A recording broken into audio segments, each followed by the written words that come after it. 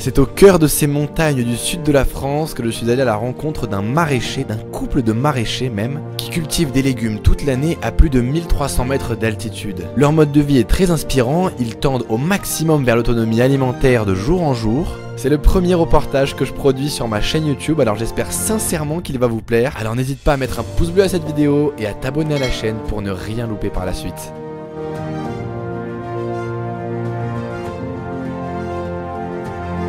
Ok, donc du coup là je suis avec toi Benoît, tu vas me faire la visite de tout ton lieu, de toute la ferme, m'expliquer un peu comment vous faites à presque 1500 mètres d'altitude pour cultiver des légumes quasiment toute l'année en maraîchage. Voilà, c'est hyper intéressant en fait d'avoir ce retour là sur ta ferme. Alors bonjour, et dans un premier temps c'est des tunnels en plastique. Bon, les arceaux sont pas adaptés, c'est des trucs que j'ai récupérés, qu'on m'a donné à un salon de Provence. Ici on a quand même de la neige l'hiver. Quand arrivent les premières neiges, on débâche tout, on range tout et on laisse en jachère pour l'hiver. À l'été quand même on a des températures proches de la côte, hein. On n'est pas non plus sur des canicules extrêmes comme on a pu le voir, mais on atteint quand même des 37, 38 degrés sans problème. Arrive le moment de la saison, c'est-à-dire en fin de saison ou en début de saison, en fait ça conserve mieux la chaleur. Ouais, là il faut préciser effectivement qu'on est en novembre, on est à la fin de la saison maraîchère. Ouais.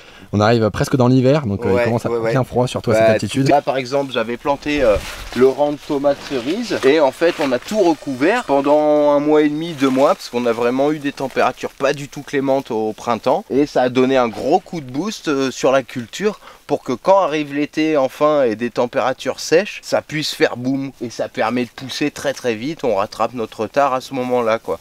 Ok, trop bien. Et concrètement vous cultivez en gros 8 mois de l'année, c'est ça à peu près? Ouais, en fait il me faut un gros mois en début de saison pour tout mettre en place, puisqu'on enlève tout, on débâche tout, etc. Et on plante les premières cultures dès le départ, hein. Moi je sème à partir du 15 mars et à partir de la mi-avril, fin avril, on a déjà peut-être 50% des cultures qui sont implantées au champ. Nous on commence les ventes fin mai. Parfois avant, parfois après, ça dépend aussi du printemps qu'on a quoi. Donc là concrètement c'est les champs extérieurs, c'est ça? C'est le plein champ. Donc on est toujours face à la même problématique. En début de saison, on est tous sous tunnel nantais. Donc les tunnels nantais, c'est tous ces petits arceaux que tu vois penchés contre la clôture. On va les mettre le long de nos planches de culture, hein. Tu vois quand même, on devine bien les allées, etc. Même si c'est salement enherbé en cette période. Et du coup, par-dessus, on peut mettre toutes ces bâches que tu vois là.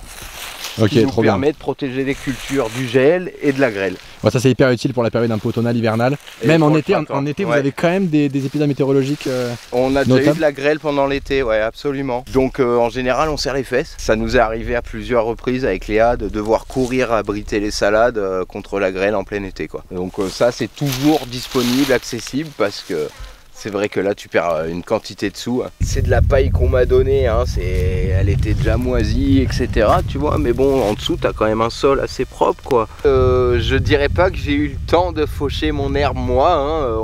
On l'eût fait, on l'a déjà fait. Des fois on passe un coup de tondeuse ou la débrousse s'il y a un papy ou une mamie qui est là, qui est motivé de faire du râteau, etc.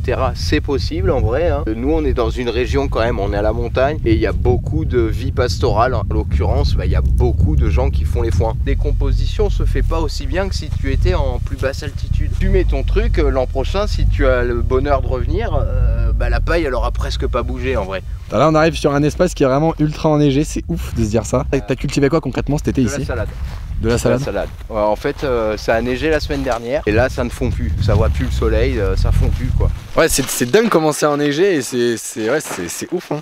S'il y a un truc que j'ai bien retenu de la permaculture et que je trouve très intelligent, c'est de réfléchir en zone. La zone 0 où tu vis, donc autour de chez toi tu vas avoir peut-être 3 plants de thym, 2 plants de romarin ou quoi, histoire de pouvoir cuisiner directement avec. La zone 1 par exemple, ça va être la pépinière, c'est ce qu'on a vu tout à l'heure aussi, donc c'est vraiment à côté de la maison, hein. En l'occurrence là c'est 5 mètres de la maison. La zone 2 on va dire que c'est le plein champ. Et là ce qu'il faut faire ici c'est penser en zone 3 voire 4 carrément. C'est tu fais des trucs que tu visites une fois par mois, tu vois, de la patate éventuellement, bon tu viens voir si c'est touché par les bestioles, cassonol, par les dorifores, éventuellement, mais sinon, là, tu vois, j'ai mis mes cultures d'ail. Si j'ai le temps, je vais semer des fèves pour le printemps. Il faut pas venir là tout le temps, quoi. Tu te rends dingue sinon.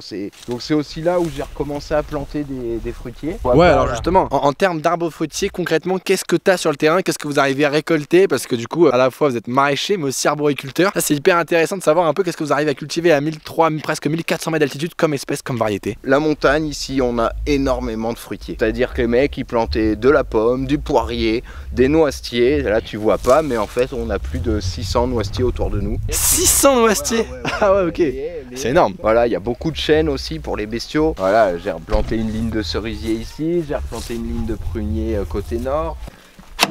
Voilà notre chambre froide.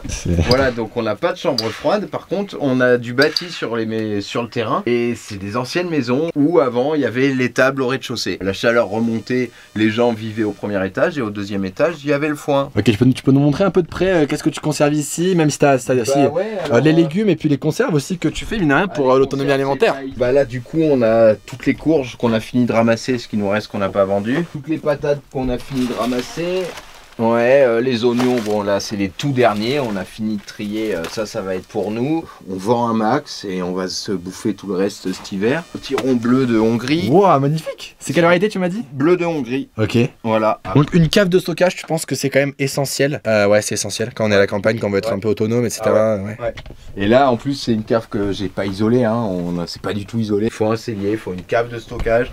Nous en tant que maraîchers, on a même un grenier de stockage qui est de plein champ en fait. La maison, on est à la montagne, donc c'est adossé à la colline si tu veux. Et ouais, il faut du stockage quoi. Benoît m'a également présenté leur magnifique serre bioclimatique. Cette serre leur permet de rester hors gel toute l'année et d'avoir des légumes frais pour toute la famille tout le temps. C'est une magnifique œuvre d'art extrêmement utile à la montagne et il nous en parle dès maintenant.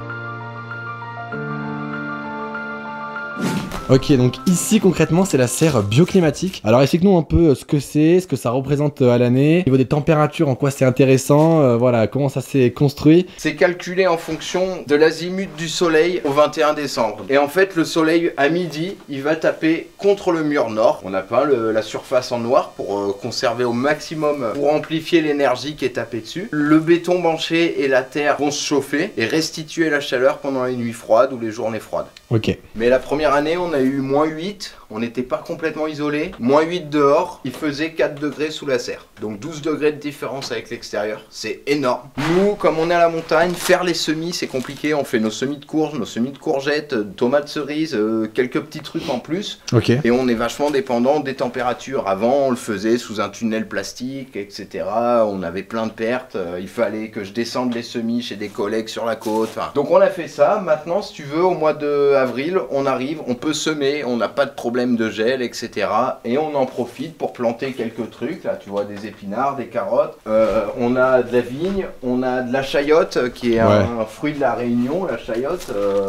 Ça, c'est quand même un fruit qui vient de la Réunion, qui pousse ici en altitude, quoi, sans problème. Nous, quand on fait les semis, on va semer 800 plants de courgettes, 1200 plants de... Non, l'inverse. 800 plants de courges et 1200 plants de courgettes. Donc là, c'est rempli de semis dans la serre, quoi. Et en plus, ça nous donne de la verdure et quelques légumes pour l'hiver. Ouais, c'est chouette. Trop bien. Ça marche bien, ouais. Toi, en gros, qu'est-ce qui t'a donné envie en fait de t'installer? Quelle est ta philosophie de vie et qu'est-ce qui fait qu'aujourd'hui t'as envie d'être autonome, t'as envie de vivre à la campagne et de vivre ici en montagne en cultivant tout ça? Mon père est scientifique et il m'a toujours expliqué, il a toujours parlé du réchauffement climatique. Donc là, c'est un sujet sensible. Hein. Si t'es en basse altitude, c'est plus vivable. Concrètement, ce sera inondé, quoi. Hein. Je suis allé un peu dans l'extrême. Je me suis dit, il faut partir à la montagne. Tout ça, pour moi, c'est très punk en fait. Il faut être autonome. Il faut qu'on soit capable de se démerder un maximum. Alors avec l'âge tu te rends compte que tu peux pas tout faire tout seul. Je sais qu'en tout cas ce que je sais faire c'est à bouffer. Voilà. Okay. Je sais cuisiner et j'arrive à cultiver mes légumes. Voilà, concrètement ça c'est un de mes bons points quoi. Moi j'ai envie que mes gosses ils bouffent quelque chose de bon, de sain. Au moins je contrôle le produit quoi. C'est physique, c'est dur mais c'est plaisant quoi. Je pense qu'il en faut plus des petites fermes comme ça. Beaucoup plus en vrai. Et c'était des fermes familiales en fait, ils étaient peut-être 10, 15, 20 dans chaque hameau. mais ils étaient tous à bosser au champ. Alors je dis pas qu'il faut revenir au travail des enfants, mais à l'époque tout le monde était utile. Il n'y avait pas de vieux dans les EHPAD, tu vois, les vieux, même s'ils perdaient un peu la boule, tu leur donnais le blé à trier et ils triaient le blé, tu vois. Ils étaient avec toi. Les enfants, dès le plus jeune âge, ils savaient faire quelque chose, ils savaient reconnaître tel champignon, tel truc. Enfin, ouais, c'est vachement utopiste, hein. Là, on est là sur un délire à dire attends, ouais, c'était mieux avant. Bon, c'est pas forcément mieux avant, mais il y avait quand même une autre vision de l'agriculture qui est en train de se perdre. Concrètement, là, on est encore à la veille d'une crise agricole, grosse crise agricole, menée par les syndicats, menée par les gouvernements, menée par le CAC 40. Il faudrait que les campagnes se repeuplent, idéalement, vraiment. Il faudrait que ça se repeuple. Je pense que c'est la vraie voie. Ok, ouais, trop bien. concrètement. Merci beaucoup à Benoît de m'avoir reçu sur sa ferme, de m'avoir expliqué ce qui lui tenait le plus à cœur dans sa vie. Et n'hésitez pas bien sûr à vous abonner pour ne rien louper de la suite de mes aventures. À très vite.